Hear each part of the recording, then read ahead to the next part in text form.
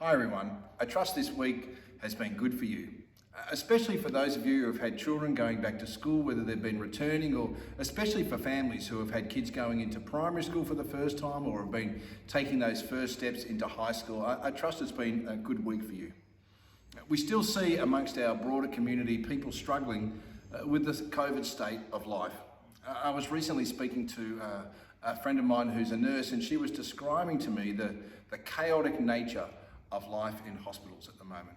And I want to say, particularly to those of you who are healthcare workers or frontline workers, that we incredibly appreciate the sacrificial, generous nature of the work that you're doing at the moment. Please be assured of our continual prayers and support for you. 3 weeks ago, our leadership team met and decided to continue our policies of requiring vaccinations at our 10 a.m. service, but our 6 p.m. service being open for all. A significant reason for that decision was that we were unaware of the trajectory COVID was making at that time through that surge. Last Monday night, our team met again to discuss how we were going to be able to gather as a church, and our leadership decided that from this Sunday, we would make all of our services open to all. No vaccination status required for any. So let me just repeat that again. All of our services will be open for all, irrespective of vaccination status.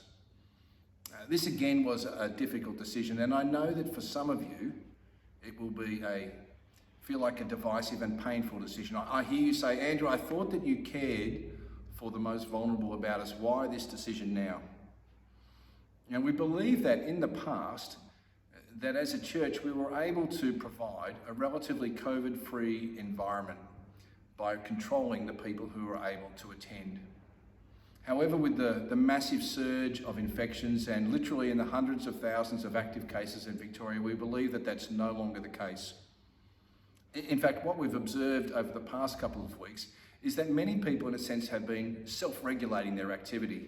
So when there's been large groups of people, they've chosen not to go because it is essentially impossible for us to guarantee that there will be nobody with COVID at a gathering. We see that there's been this shift from organisations being responsible to provide a COVID-free environment to individuals making the active choice as to whether they will attend gatherings or not, and to be present in environments. So from this Sunday, at our 10 a.m. service and in the last of our barbecue series at 6 p.m. at night, there'll be no vaccination status required. In line with current state government regulations, we will require masks for those to be worn by those over the age of 8 indoors. So that is one of the continued things that we will continue to enact, and we do have some available at the information desk on Sunday. Can I ask you to continue to pray for us?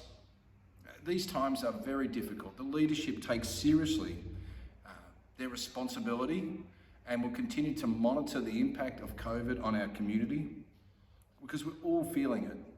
Can you please let us know if you're aware of anybody with significant pastoral needs? Can I say that as a community, Jesus calls us to love one another? Can I implore you to try to live by this? To seek to understand rather than just be understood. To care and encourage one another during this time. I want to say that if you want to speak any more about this matter, feel free to contact either myself or any members of the leadership team, and we would love to be able to hear you as well. But apart from that, I want to encourage us as a community to continue to live as followers of Jesus, and I hope to see you this Sunday or as soon as possible. May God bless you.